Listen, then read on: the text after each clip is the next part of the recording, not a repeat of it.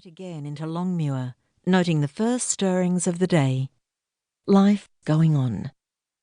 A truck was backing into the loading dock at the supermarket.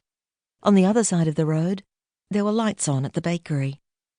He drove on, down Longmuir Street towards the bridge. Here the houses were newer and more compact than those on the hill.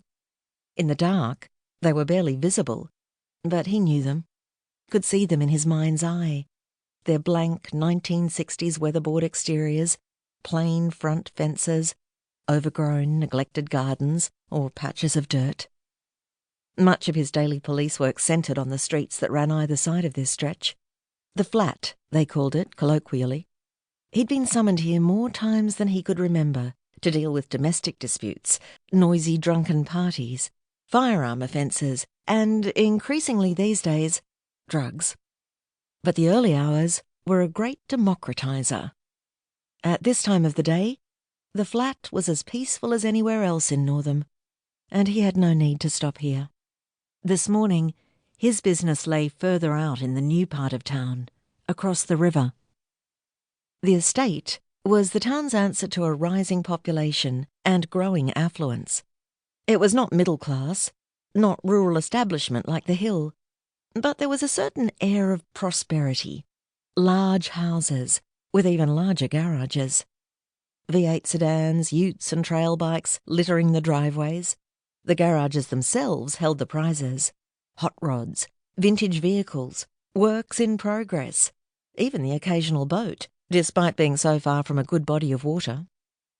At the end of a cul-de-sac, he pulled up next to a long, low, cream brick veneer, not unlike most of its neighbours, neat as a pin.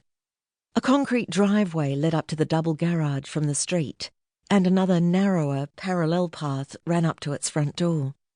He turned off the engine and sat for a moment in the darkness. It was one thing to attend accidents, but another to take the news to the family. Mary had been on at him for a while to give up what they called the death messages. If he was on duty, and often even if he wasn't, he invariably delivered them, despite the fact he could have given the job to one of the constables, especially now that there were more personnel. There was nothing about doing it that he liked, yet he believed it was the part of his work that needed the greatest care. He felt obligated to take responsibility, he told her. He knew what these people were going through, how they needed to be treated. She'd replied that his real obligation now was to pass on his skills, his understanding of people, to younger officers. And she was right, of course, as she was always right. Still, this time, he thought he had made the correct decision. This time, given what he knew about this particular family, it was best for it to be him. Thunder rumbled behind the hills, and the rain began to beat down.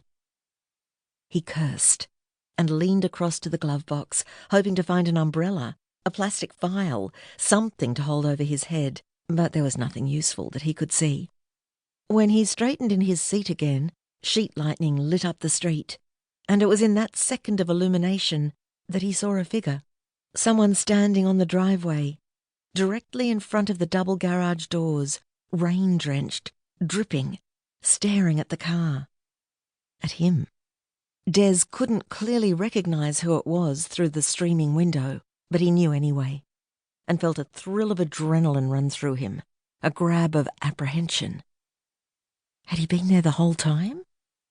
Had he watched him pull up?